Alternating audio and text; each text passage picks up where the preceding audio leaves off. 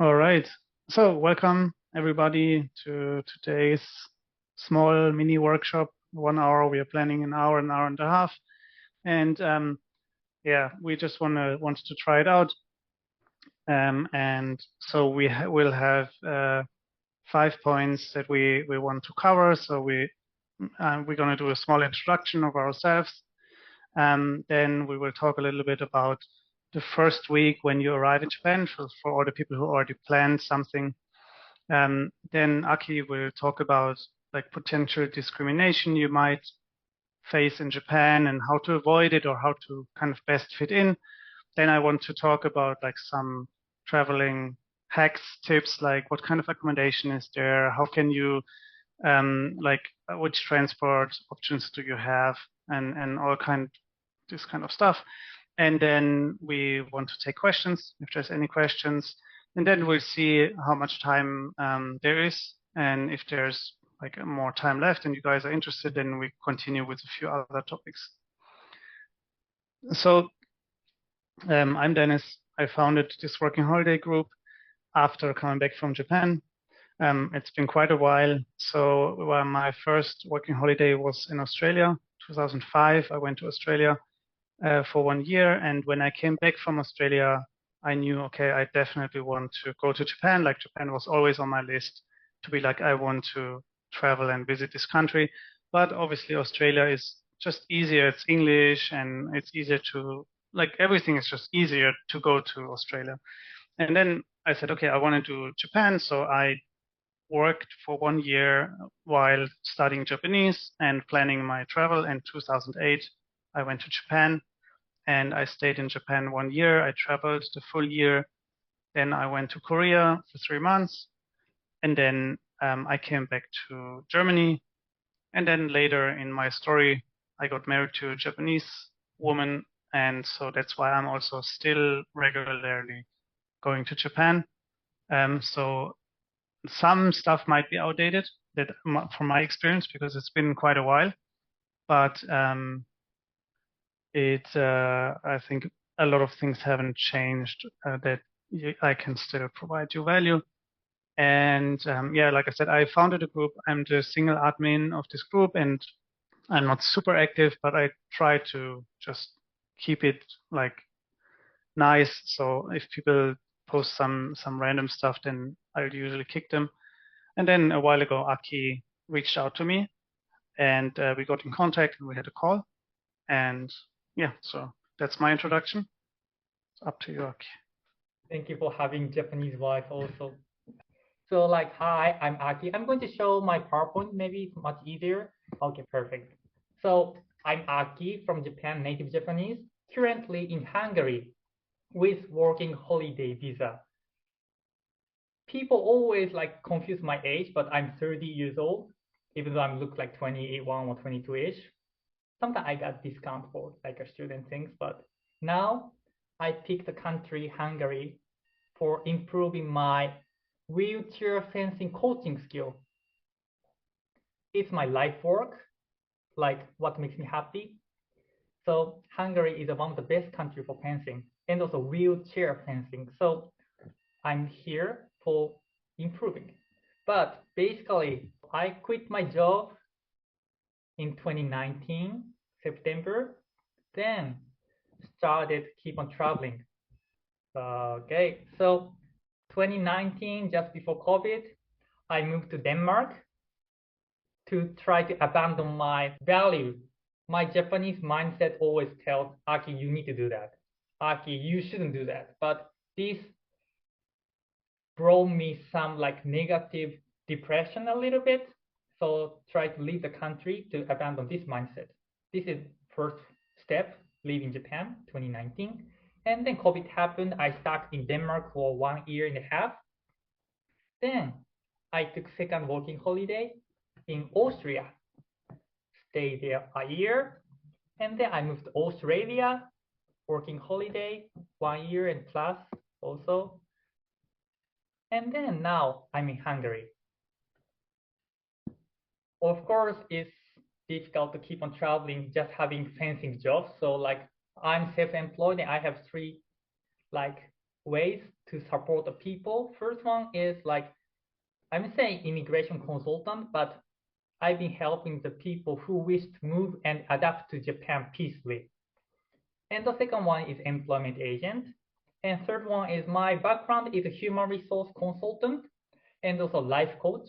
So I'm trying to provide workshops to find out what is your identity is, and also finding your vision, and try to make supporting to connect between goals and your hidden identity. Now this is what I'm doing. And then today I'm going, like, this is how I support for Japanese lovers, like ready for moving and adapting to Japan mentally, physically, logically. Like last 5 years while traveling, I met a lot of international people who had given up to settle down in Japan because of friendship boundary, language difficulty, unwritten cultural differences, and Japanese style job hunting, housing issue, and also most of the information in Japan is for local Japanese people. So international people really difficult to feel to capture latest information. So I just supporting to make their ideal life in Japan and then try to make how to achieve it. This is brief my profile. Thank you for listening, and let's go to next one. Okay, so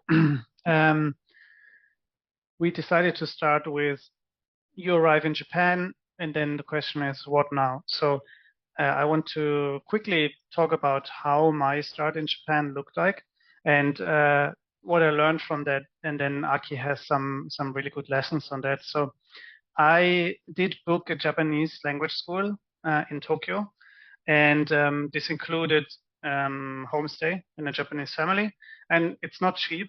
So it's just something I really wanted to do, stay there 4 or 5 weeks and get to like just learn a bit more Japanese.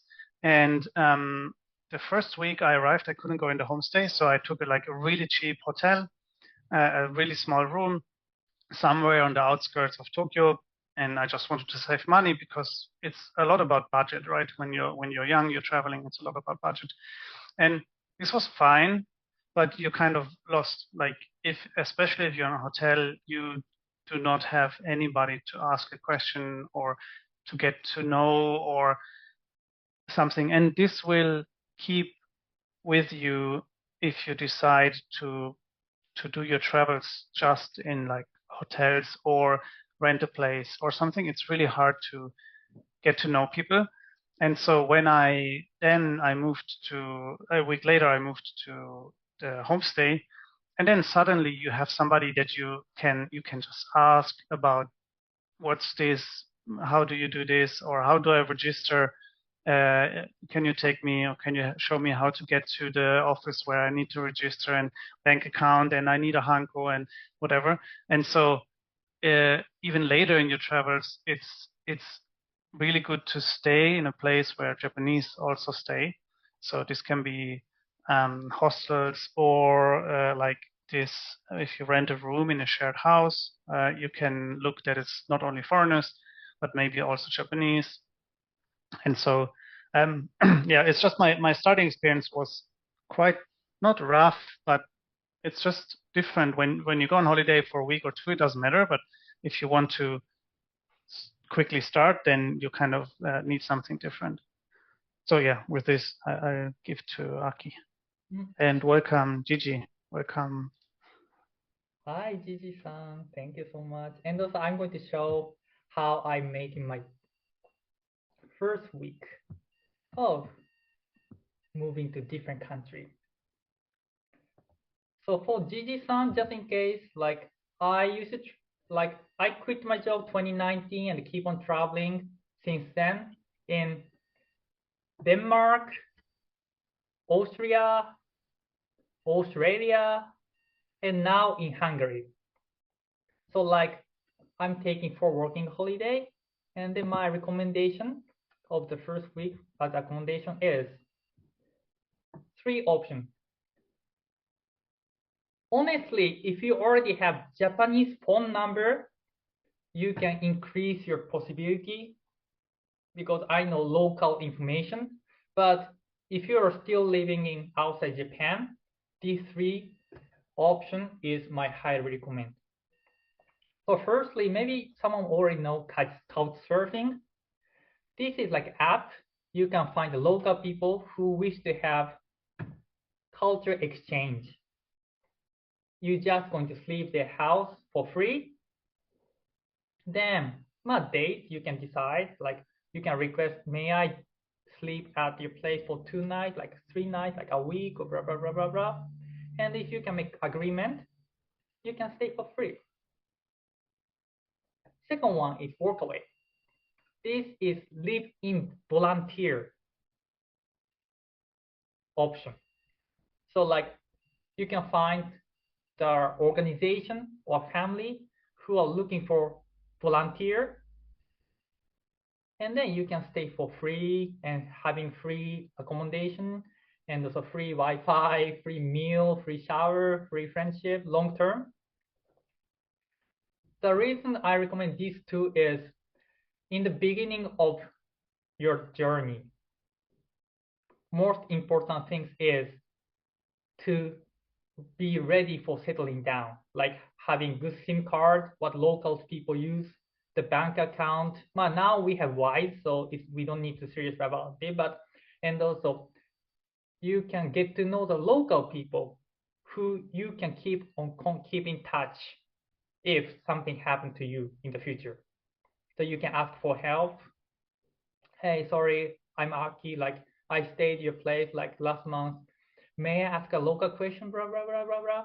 So from beginning, like before moving to Japan, I highly recommend to download Couchsurfing and Walkaway. Like for registering these two apps, you need to pay like 20 euro something for a year, but it's much cheaper than living at hotel, cheaper than one night living in a hotel or hostel.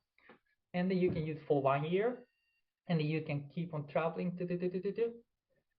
So like in the beginning, I highly recommend to use Couchsurfing or Walkaway to save your money and also get to know local people immediately from the beginning of your journey.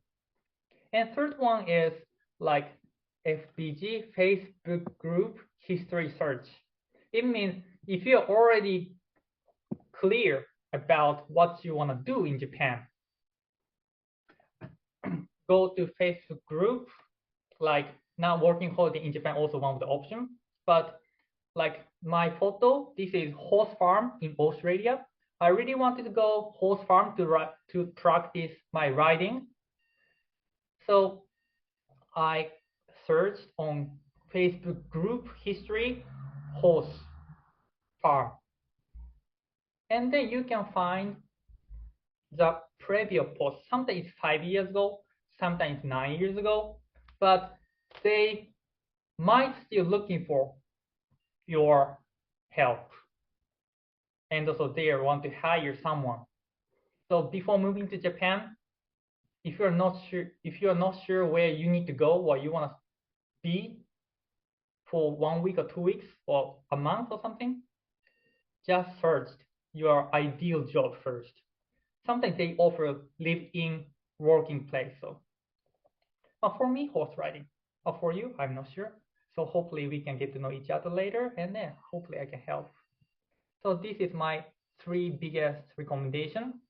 If you don't have Japanese phone number and also still outside of Japan. Thank you.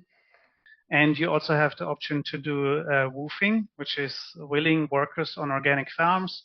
So that's kind of a little bit what Aki did here, where you become a member and you can just work on the farm field and you get food and accommodation. And that's also like, it's also even during your travel, after you traveled a half year, you say, hey, I really want to experience the lifestyle in the countryside, then that's also an option. I haven't done woofing, but I've registered at that time, and I know that there's definitely woofing spots in Japan. So I just heard in Tokyo there are 46,000 people in couch surfing. Okay. So I just wanted to talk a bit about my traveling, and like it's more about budget. So especially if you're younger, you might not have a big budget, so it's very hard to live off your budget. And so will try to explain some stuff, and I will talk about transportation, short-term accommodation, long-term accommodation, and food. And then I will always go from my experience from expensive to cheap. So what's the most expensive option, and then going down to the cheaper option. So my experience was that air travel and Shinkansen travel are the most expensive, and usually you use them when you don't have time. So if you're on a working holiday, you have time. So you should try to avoid them unless with air travel you might get really good like travel, especially if you go like let's say from Hokkaido to Kyushu, like you have a long travel, then maybe air travel might even be cheaper. So there's expectations. Usually in Japan, you can only book 3 months in advance and not before. So the cheapest ones is usually Jetstar or Peach Air. They are the cheapest flights.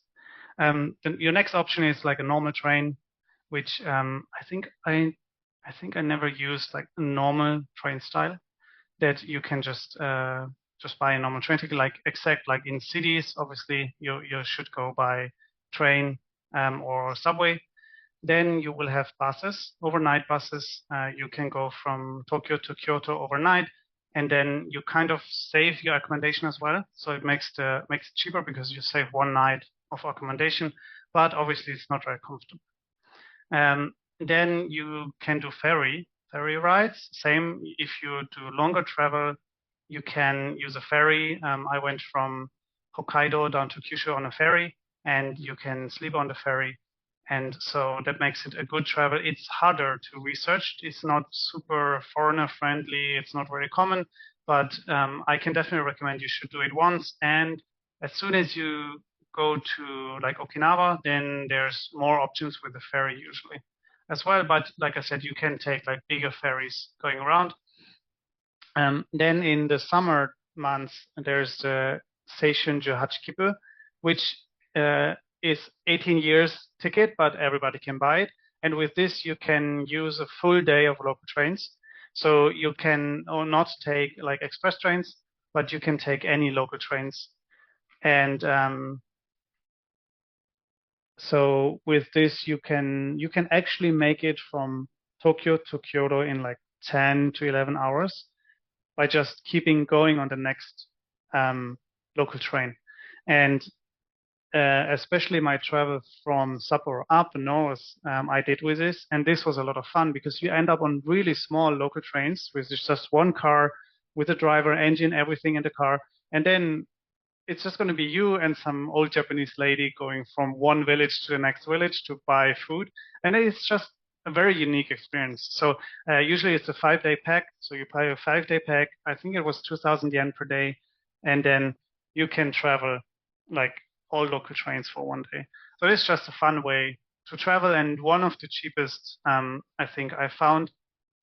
And then the cheapest obviously is free, so hitchhiking. I never hitchhiked before I came to Japan, but I did extensive hitchhiking in Japan. My experience is that mostly people will pick you up. I had one spot where nobody picked me up, which was just a bad spot as well. Obviously, in the big city, it's not possible. So try to get on the outskirts of the city. And it's not very common in Japan, but Japanese are curious. So they will pick you up because they're curious, and they will, hey, where you're from? How long have you been waiting? Am I the first to stop? All this kind of stuff keeps, and obviously here Japanese helps a lot. And then once you're in the car, you're almost part of the family. They will buy you drinks, they will invite you to dinner or something. So it's a very unique experience. It takes some guts to do it. But yeah, like I said, my experience was always good, especially at more countryside. Like if you're traveling out in Hokkaido outside of Sapporo, usually you will get it. And you will learn on the way, like, where do you stand? People should have a chance to stop, right? People should see you in advance. All this kind of normal hitchhiking stuff. And then, like I said, there's not many hitchhikers, but it's definitely an option to do. You can travel by car, obviously, but that's something I want to cover last. Short-term accommodation, again, expensive to cheap. Most expensive, Western-style hotels. So everything you kind of know, you have a bed and everything. Just bigger official places are usually expensive. Then you would go to like bigger Japanese-style hotels, like a hotel style, like I don't know, there's some big brands, right? There can be cheaper options sometimes depending on where you are, but usually they are also more on the expensive side. Then you come to a ryokan, which is the traditional guest house, which has like a bigger experience. They can be expensive, but they can also be cheaper depending on where you are in this, especially better in the smaller the cities get, the better it is to try to stay like local style. So there's the ryokan, and then later on there's another style of accommodation. Then in the big city, there's the option of love hotels. They are not meant to stay long term, but you can have very nice rooms for cheap, especially during the day. So if you just want to rest for some time, and it's my experience is not so easy, especially you can't really research it. You have to walk around, and it can be a bit awkward because obviously it's not meant for you to stay longer, but they will let you in. So usually it should be fine. Then the next cheaper option is a business hotel. They don't exist everywhere. So what my experience was when you have like a city which is like has a nice onsen, but also has business, then you might have like this nice onsen hotel with a nice spa and buffet and everything. And on the other side of the road, you might have a business hotel, which is 1/3 of the price, and you just get a small room and your own shower, but you can use the spa in the other place. So there's some good options with that. And then we come to the other Japanese option, which is Minshuku. So I definitely recommend you to try Minshuku, which is like one step down from the ryokan. Usually you don't have your own bathroom, but they might have like a spa, kind of like an onsen style, or something like this, and they might provide food. And usually if you take with no food, they're really cheap, like 3,000 yen, 3,500, especially outside of the city, or like in smaller cities, let's say less than 500,000, less than 200,000, then you're getting in this range where might be the only option actually. Then in the big cities, on the outskirts, you might have hotels which provide like really just a basic room. So you have air conditioning, but it's centrally controlled, and it's like super small. You can lay down and your suitcase, and that's it. A lot of homeless, half homeless, like Japanese style homeless, stay in these places, which is absolutely no problem. It's always safe. But yeah, they are always outside, like in the Ueno area in Tokyo. You can go up in the go away from the train station, then you will find these. Then obviously hostels, they're kind of the same price. They're very good in big cities. They're very cheap in Okinawa, for example. And then you have the capsule hotel, which is a bit cheaper. I stayed in a few of them. You kind of like, we all saw them, right? You get a capsule, and you usually you don't need to bring anything. There's a towel and there's shampoo and everything, which makes it very nice. They're very cheap to stay during the day. So I did go out all night and then stay there a day sometimes. Then two more, which cost something, which is like some city spas. They will allow you to just sleep in a common room. So yeah, it's very noisy. I've did it only once, and yeah, that's kind of an option. And then the internet cafe, I'm sure you've seen them. They're like 1,500 yen, but you just get a box, and it's very hard to sleep there. So I tried it. I don't recommend it, but it's cheap. And then lastly, couch surfing. Obviously, that's free, right? So definitely try that if you have the chance to do that. Long-term accommodation. Actually, for long-term, obviously hotels is not payable. Hostels can be an option, but they're more of the expensive option. You then have the option of a shared house where you get a room, and usually it includes like all your electricity, Wi-Fi, everything is included, and then you have a shared shower, and you have a shared like sitting area with a TV and everything. They're nice, especially if you stay like 1-2 months in a city. Like when I worked in Tokyo, I stayed at a place, but they're not the cheapest, and you will meet Japanese, what we talked before. So you will have some Japanese staying there. So that's nice to kind of have a contact. Then the next cheaper option is a rented apartment. So if you can manage to find somebody who accepts foreigners, there are some offers in the group. This tends to be kind of the cheapest option to just rent a place, especially if you're 4, 5, 6 months in Tokyo, for example, then that's probably the cheapest option. And then obviously free option is when you work somewhere and your employer gives you a room or your employer gives you something. So this can be like you just work for the accommodation and food, or this can be you work at a ski resort and there's just nothing there but a ski resort. They will provide you a room. So that's when I worked in the mountains. Then they gave me a room and food.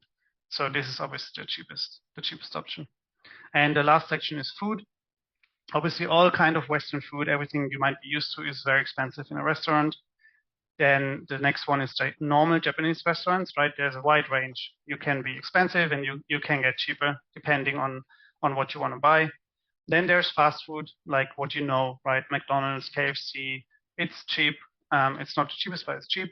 Then you have Japanese fast food, which usually is healthier, quicker, and cheaper, which is like Sukiya, Yoshinoya. You will get a bowl with meat.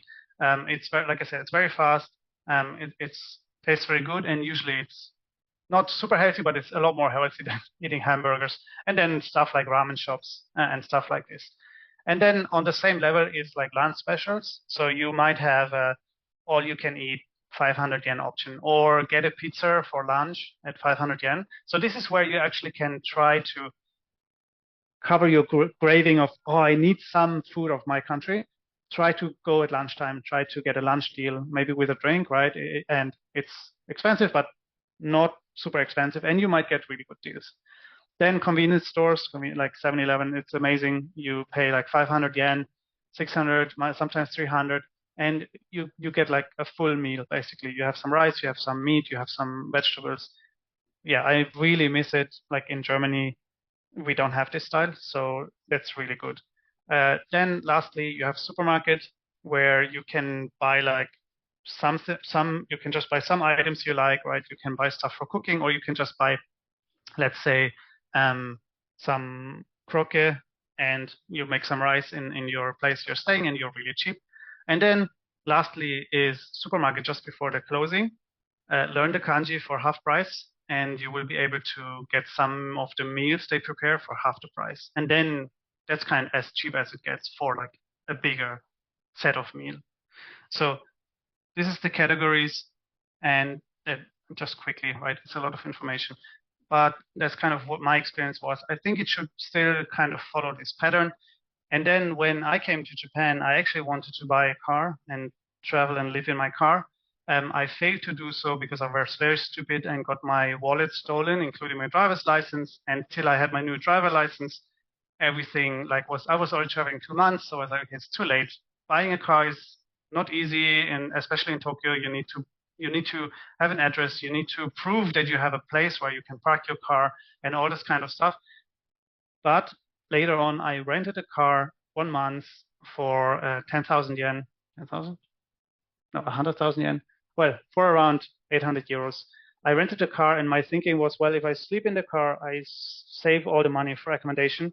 I will not need to buy transportation, and I can go to places where I don't get to easily by train or something. And it was great. So I traveled quite a lot. I traveled whole Shikoku, and I traveled the lower part of Honshu by car, and it was just an amazing experience. So I rented a car. I bought like a futon and a pillow, and just went for it. I rented like a small engine car, and I stayed off the highways because highways are expensive. And there's a so-called Michi no Eki, which is the train station of the road, kind of translated roughly. And basically, you can stay there overnight. It's okay for you to stay there overnight. It's not super busy, but you will see some Japanese doing it. You can sleep there. You have a toilet. Sometimes you will have an outlet or plug. If you're really lucky, you might have like internet. But that's kind of like really good for traveling and driving in Japan. I always felt very safe. And that was just a good experience. Like you can stop in a spa, like in an onsen, and just take a shower there. So this is one thing I can recommend. If you don't want to buy, you can try to rent. on a monthly basis. They're not so expensive. You want to get a J Jidosha, so the small cars, but small engine, but big cars. You have them as well. So this was kind of my quick put in of all the information I wanted to give you. So like I always use couchsurfing in the beginning, so. Okay, that is good to know. Like I said, my experiences. But it's my beliefs, so it's kind of harsh maybe, but hopefully you can enjoy it. So it's kind of introduction, what local Japanese people think about international peoples. And also please put comment anytime, like if you feel any question or something. We have Q&A session later, so we can be ready for everything. So firstly, expectation, like only 2% of whole population in Japan is international people. It's quite little. So local people expect you to leave country within 1 or 2 years. Only travel, working holiday, or study, exchange program, blah, blah, blah, blah. So firstly, everyone expects you will leave country soon. Then, secondly, mental boundary comes. So you can imagine like you don't expect your co-workers to stay in the country, stay in company longer term, right? Not 5 years, not 10 years. So you don't have many deep dialogue with co-workers. Try to have surface conversation because you expect they will leave company soon. So firstly, they don't engage deep conversation because of expectation and also friendship boundary. And second thing is negative bias comes. So negative bias means like, unfortunately, Japanese media, this is what I don't like, but Japanese media only shows bad news or bad things about international culture to try to catch attention from Japanese, like throwing fire at the police, like demonstration, or street fighting, or strong argument on the street in public situation also. So they are kind of have this negative mindset, negative bias to international people because of media. And then hesitation comes. So like I said, 98% of whole population are Japanese, including me. They don't know what they don't know about international communication. I know international communication doesn't exist like in the world or with the world, everyone's human being. But unfortunately, even like my first time I had a conversation with international people was when I was 21. Until 21, my classmates, my teachers, my friends, my family are from Japan only. So, and also they have like, Japanese hospitality and also try to be polite too much. So if Japanese people don't know what they don't know, strong hesitation comes to them. So it means they don't know how to communicate with internationals. English hesitation and also friendship hesitation because of negative bias. If Japanese people feeling, oh my gosh, maybe this word, what I'm going to say will make you angry. Maybe you will punch me or like be a little bit arrogant sometimes. This is what local people feel because the media shows negative things. So they still have hesitation. And also English side, like we kind of have hospitality, try to make people feeling comfortable to make nice harmony in the society. So if Japanese person feels, oh my gosh, my English is so poor, I'm not making you laugh, I cannot make any jokes, I'm not sure, maybe you might better to with someone good at Japanese who can speak English well rather than me. Then short time comes. They try to leave. I'd say they will try to keep distance from you just in case because of afraid of communicational issue and also their perfection. So then international people feels, oh my gosh, we had such an amazing time, but now you're leaving from me. Oh my gosh, I feel mental boundary, friendship boundary. Then they give up to settle down in Japan. So then only 2% is remains in Japan. So this is what I'm feeling about Japanese society. That's why I started my job, like service. It's so sad, you know. They don't know what they don't know. Of course, it's first time.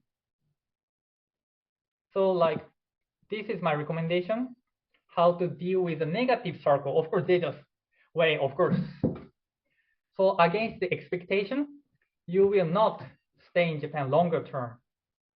You need to show how serious about adapting to Japanese society from beginning. Second one is boundary, small talk only. You need to make proper action with Japanese humbleness at local communities. Third one is hesitation, afraid of communication mistakes.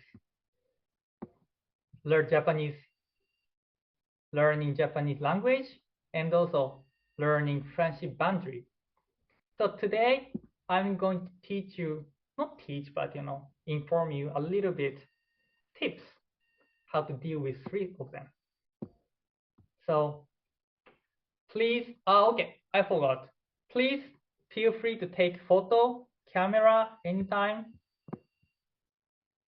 because I'm here to supporting you and also not to make uncomfortable living in Japan. So please feel free to take photo and also chatting. Okay, let's go to kind of workshops, like just take a photo and you can create later, but this is called second resume creation. I've been traveling last 5 years and I invented it. This is not like resume for job, more like telling who you are, your personality, with like photo, name, dream, your love, what you want to experience in Japan, background, value and policy, hobby and contact information or something. But actually, it's better to show how I'm making. So let me share my screen. Denise, can you see my like PDF file now? Yes, it just loaded. Well, I see the whole browser, but yeah, I can see it. Okay. That should be fine. Got it. So this is Danish guy who just got married with Japanese wife, tried to adapt to Japanese society. So I'm not sure how many people read Japanese, but there's a context about my dream. And also why I fell in love in Japan and what I want to experience in Japan, and brief background like career, education, clarification, and the value, hobby, contacts. And second pages, they have photo to tell your personality and life history.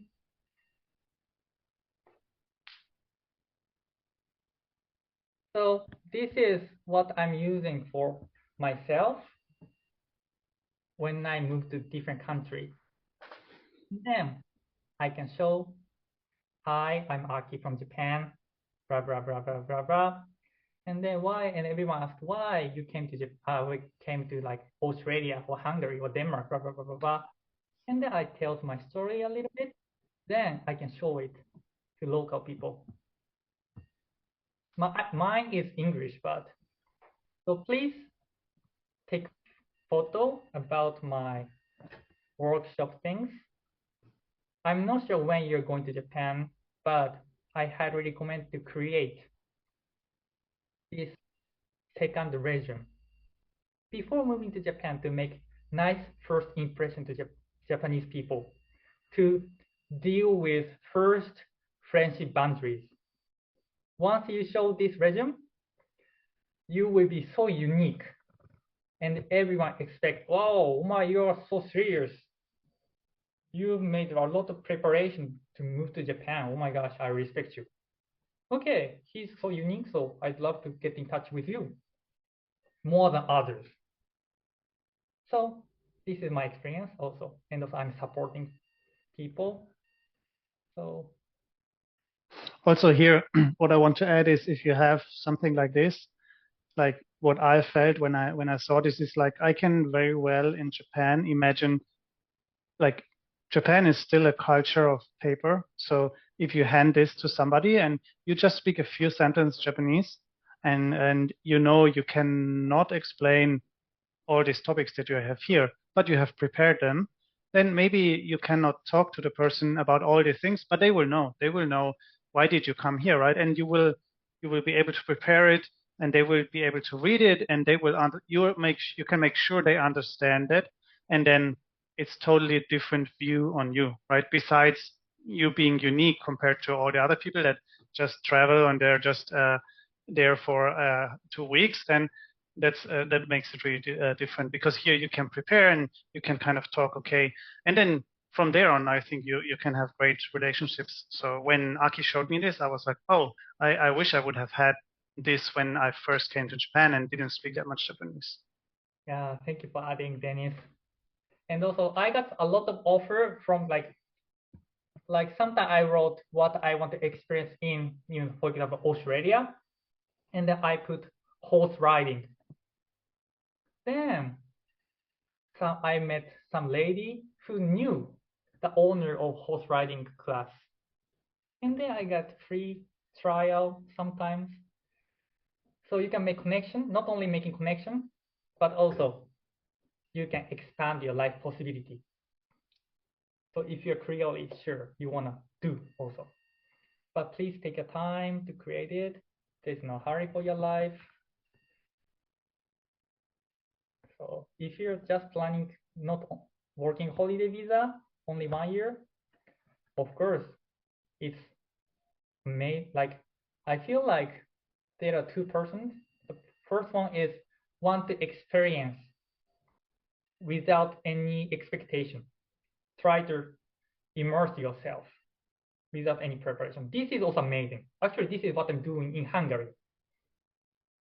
But other part, there are a lot of people who wish to adapt and live in Japan for longer term after working holiday because they found love in Japan more. But because of they didn't prepare many things in the beginning of working holiday or like studying abroad or working at company, they struggled, then gave up to settle down in Japan. Like I feel like 10% of 20% of international people feels amazing to live in Japan for a year, but 80% of them feels a little bit difficult to merge into the culture, unfortunately. So this helps you to expand your possibility. So please take photo and also please create yourself. I don't know how much you can write in Japanese, but English is also fine. We still have Google Translation, so. But ideally create it in Japanese. Of course it's difficult, so. I'd love to help you if you really need it. And I'm going back to presentation. Okay, so this is the first page about second resume. And yeah, it just loaded. Oh, okay. So this is second page about photo. So I have 3 recommendations about the topics. First one is some photo related to Japan. Like I love eating Wagyu, so like I love Wagyu, eating Japanese food, blah blah blah blah blah. I really love Japanese culture, temple, sport, anything, blah blah blah blah blah. And second one is job experiences. So Japanese people are real. How can I say? They have competitive mindset a little bit compared to Western people. So they always look for some job connection. So if you can show how capable you are in business also, or your profession or your studies, they might want to make workshops together or like get to know more deeper. So I highly recommend to put some job experience photo.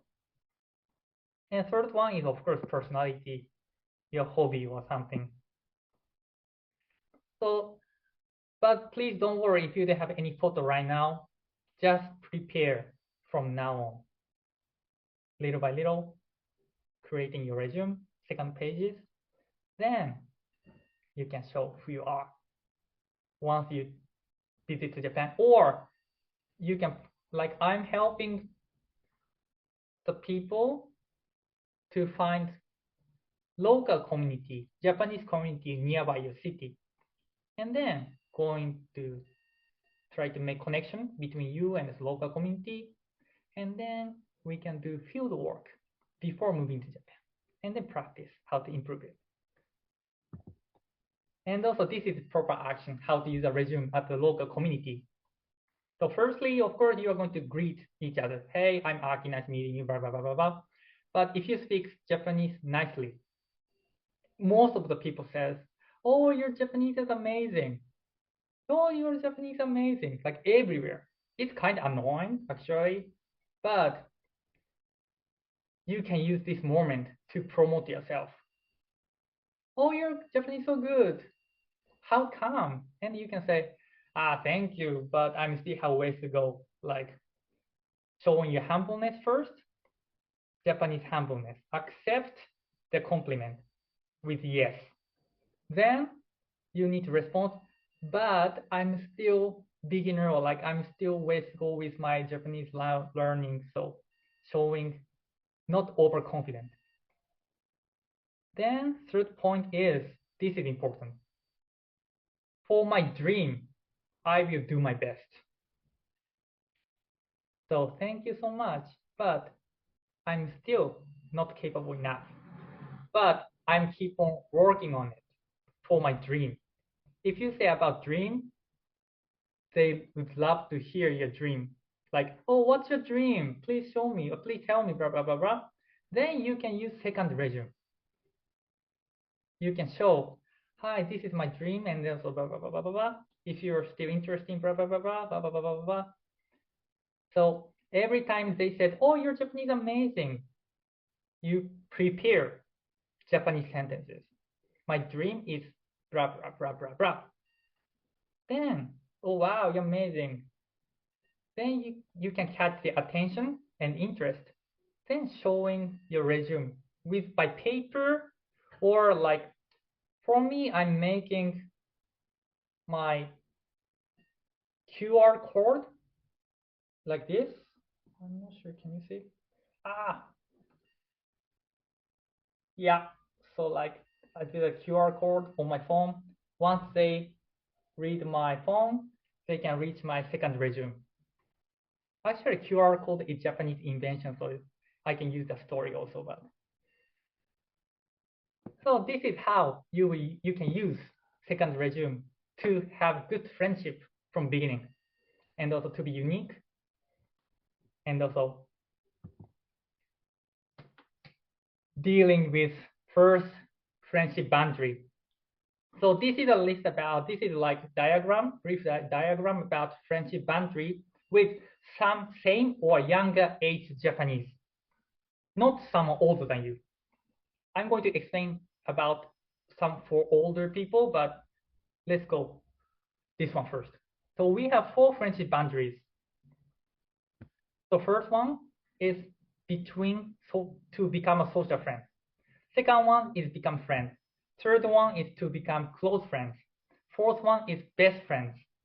So I'm going to tell you the definition of social friend first. So social friend is like the person who are in the same community, like classmates or like people who live in your apartment. You don't make strong like dialogue. You don't make like a deep conversation with them. Just saying hi, hello, how are you? Like surface conversation. So this is about social friend, not having connection mentally. And second one, friend. The definition of a friend is like a friend, but in Japan, they gather only for having fun. They are still not like brother or sister. More like, hey, let's have this event, or why don't you go? Yeah, let's go. And then having similar interest, going event, having fun, but not showing your weaknesses. They don't show you their weaknesses, or like they don't have any openness. More like surfacely friendly. And third is close friend.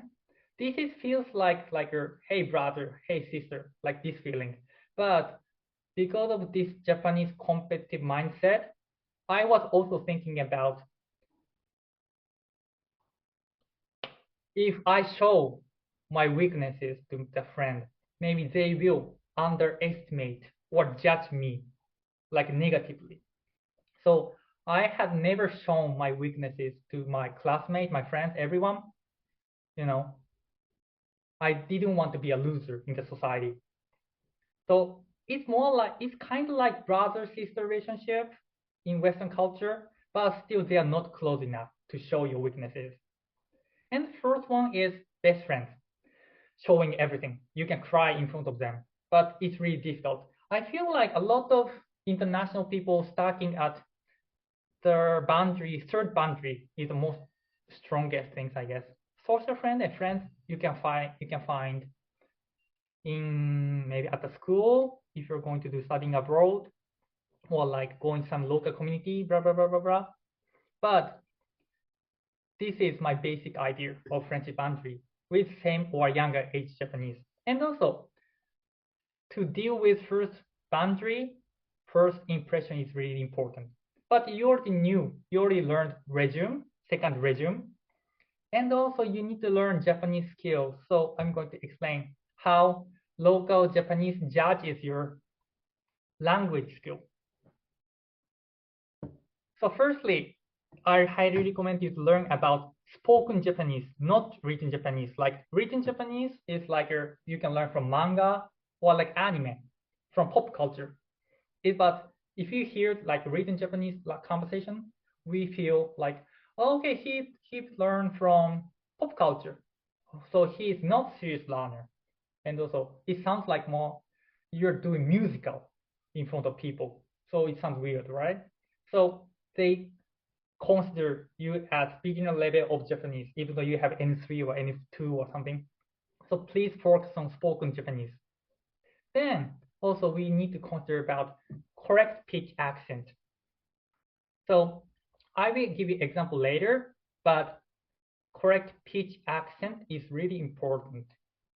So if you want to settle in Japan, we hear like konnichiwa from local international traveler, like konnichiwa, hello, konnichiwa, konnichiwa. But correct one is konnichiwa, konnichiwa.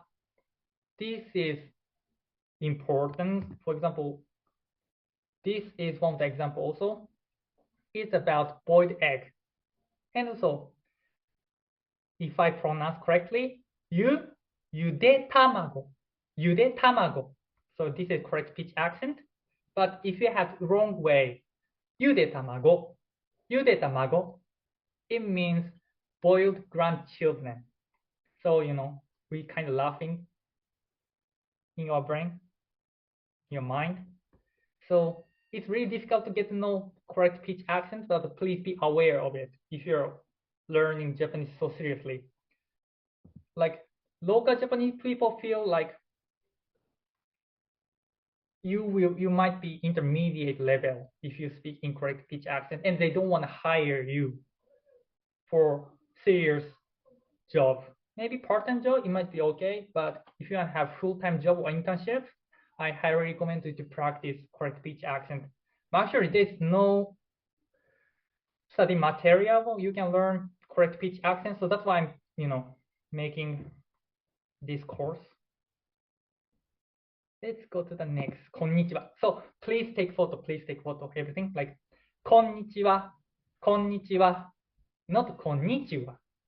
Not こんにちは. こんにちは sounds so, how can I say, beginner level. So こんにちは, こんにちは. This is important. Well, we can practice later if you still have a time later with second resume. Then let's go to the friendship boundary with older people. Not old, sorry. Someone older than you at local communities. So first impression, of course, resume, Japanese skill like correct speech accent is really important. But we also need to know Teineigo, polite Japanese. I will explain later, but let's find out. Let me tell you the definition of 3 relationships. First is newcomer relationship. It's like you are working in a company and then some internship student join in the company for a few weeks or something. Then, of course, you will be friendly to them, to internship student, but try to not be close mentally, not to try to have deep conversation, but try to help if the newcomer internship student needs some help.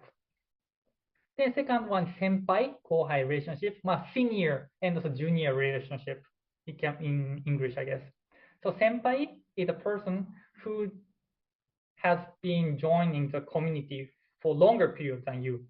And then the person who only have short-term experience in the community called kohai. So senpai is always treating kohai like younger brother. This is Japanese culture. Like I have a lot of senpai who gave me a lot of life wisdom and also free meals for treating me so well because they also had senpai in the past. The senpai of senpai treating them so well, that's why they also want to share something to me for free. This is one of the amazing things about Japanese culture, senpai-kohai relationship. And third one is brother and sister relationships. It's more like, babysitting you, always taking care. I love you. I need you. Like, blah, blah, blah, blah, blah. This is so beautiful. This is one of the best things about Japanese culture. I really love it. But I cannot see this one in Western country where I traveled. So it's kind of, I really miss my senpai. And also let's go like concept of Japanese about politeness. So firstly, we have 3 categories, sonkeigo, kenjougo, teineigo. Sonkeigo means you put someone who has higher status or they had achieved something, put them higher in the status. And talking like, oh my gosh, so you Mr. You're Mrs. Professor, blah, blah, blah, blah. CEO or something like you can use the Senkeigo in business conversation or like with professor or with elders. Second one is Kenjougo, is try to put your status lower than them. This is also used for business, teachers, and elders, but Teineigo, last one is most important. This is, we are still same status, social standard, but try to be polite to each other. Social friends and co-workers, you can use it. Actually, local Japanese don't expect international people acquire Sonkeigo, Kenjougo, because it's too complicated. Even me, I need to practice a lot. So try to learn Teineigo for job hunting and first impression. So you can amaze enough if you speak Teineigo. And also, Tameguchi is casual talking to become close friends later. But actually, there's no study material about Teinego learning, but maybe I recommend you to watch TED, TED, TED Talk in Japanese. Like the person who making presentation to the people usually using Teinego. So if you want to learn about Teinego and correct pitch accent, please watch TED Talk. And also proper action 2, how to become a good kohai junior with Japanese humbleness. So firstly, when you pass your second resume, they can see what the goal is, your dream is. So prepare your second resume, first goal setting, your dream, and the self-promotion, greeting. Hi, I'm Aki, blah, blah, blah, blah. I have dream, blah, blah, blah, blah. What's your dream? Yeah, this is my second resume, blah, blah, blah, blah, blah. Then from here, it's important. Try to make effort to achieve your goal. Then you must to ask for advices for senpai. I know, like, I'm not sure which country you are from, but one of the things I recognize in Western country is Western people tend to not have role model. Like they wish to create own life without role model or advices from others, despite facing life crisis. This is one of the biggest culture differences, and also a lot of international people who move to Japan struggling with making connection with someone older than you. Because in Western country, I can be friends with someone age 40 or 50 or 60. Once they found something they can respect myself, not respect about my skills or something. For example, fencing, they can see my fencing style. And also they can recognize how I dedicated my life for fencing because of my skill. Then we can be friends. We can respect each other and same level, like Teinego style. But in Western culture, it's true. But in Japan, we have age hierarchy. So please remember, you cannot be friends with someone older than you.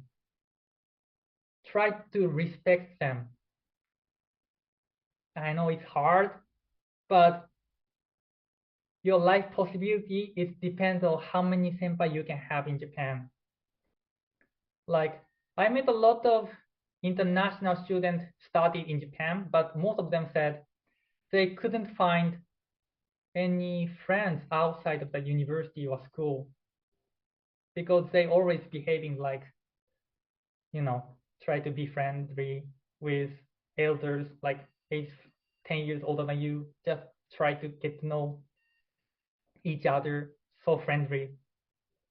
So I'm not saying this is wrong things. Everything has good side, bad side, but I highly recommend you to think about how to be polite and also knowing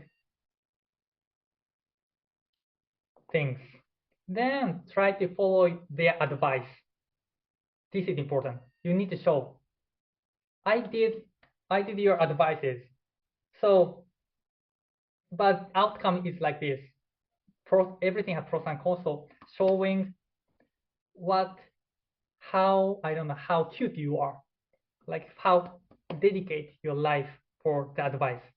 And then once they feel, oh my gosh, he follows my advice. Okay, I want to take care of him.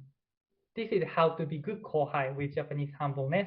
So the last thing is I want to tell is key factor to have Japanese humbleness is accept compliments, and then no overconfidence, and hardworking dreamer. So this is the 3 essential things. I hope it kind of sounds harsh, but I hope you understand what I mean. Thank you. I want to talk more, but just in case you're not, let me stop it here. Thank you. So we did have a few questions. Unfortunately, Gigi had a question and Sherry, but they both left. We do have one question from Gioka. The welcome Suica card in store. You don't need to order it to your address, I think. I think you can buy it currently only at, last time I checked, a few months ago, you could buy it only at the airport because they run out of chips of the RFID cards. So if you land in Tokyo or wherever you land, try to buy this Welcome Suica or Passmo in the airport. So that's my, like, I love using it in Tokyo or in bigger cities, and usually you can use it all over the country. So if you buy it in Tokyo, you can use this card in Sapporo or Fukuoka, anywhere you go, basically. Okay, so now is the time for questions as well. Unless, I don't know if Aki, you want to add something to my hit list of cheap sleeping and cheap traveling and everything, feel free to add.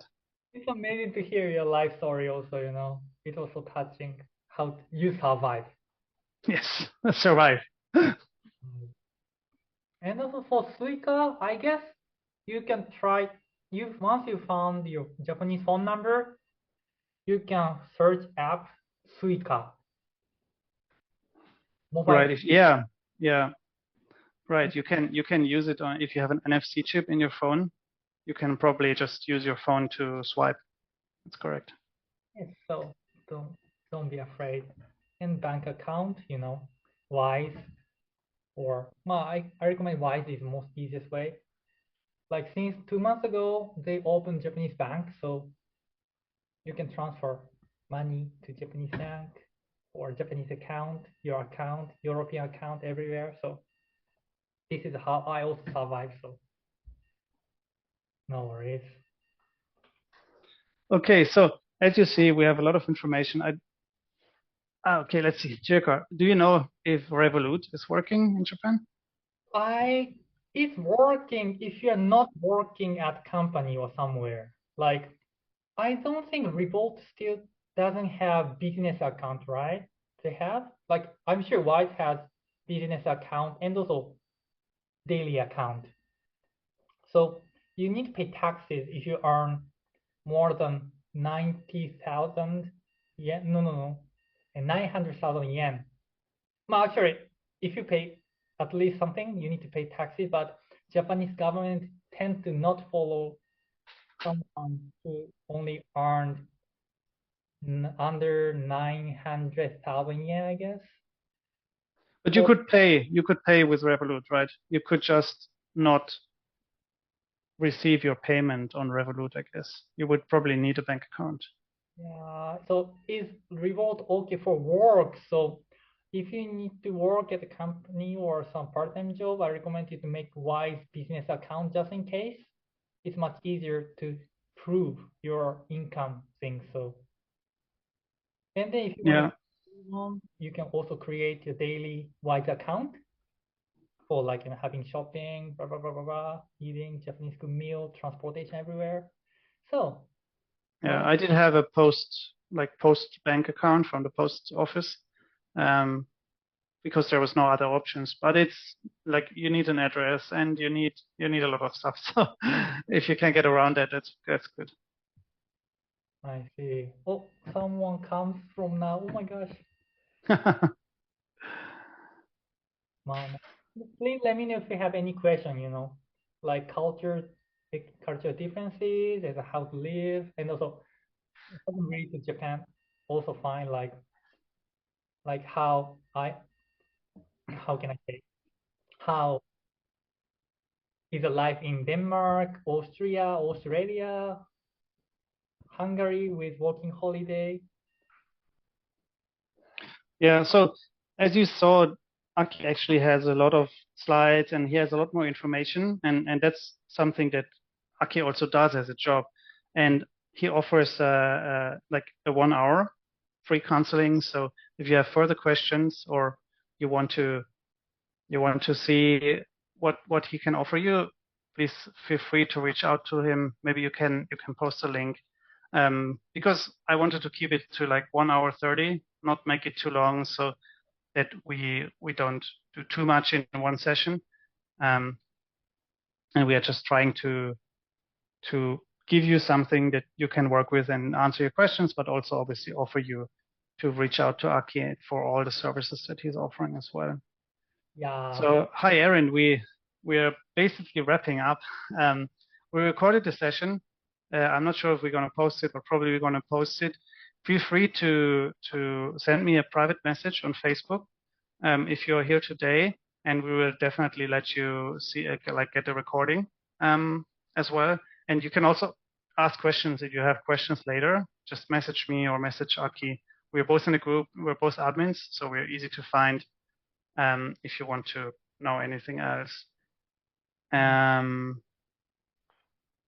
Okay, let's see. Anything we forgot, Aki?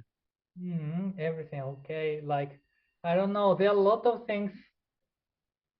Maybe it's really sad to feel the people giving up living in Japan, even though they love Japan. This is so sad. I don't want you to be like them. Of course, like everything is pros and cons. But if you feel like you don't know what you don't know, I'd love to offer free counseling and workshops. So just come to my time. And also, I'd love to create your personalized plan to adapt to Japan. So please let me know. And you can use this QR code to make 1.5 hours free counseling. So hopefully we can see each other again, but there's no hurry.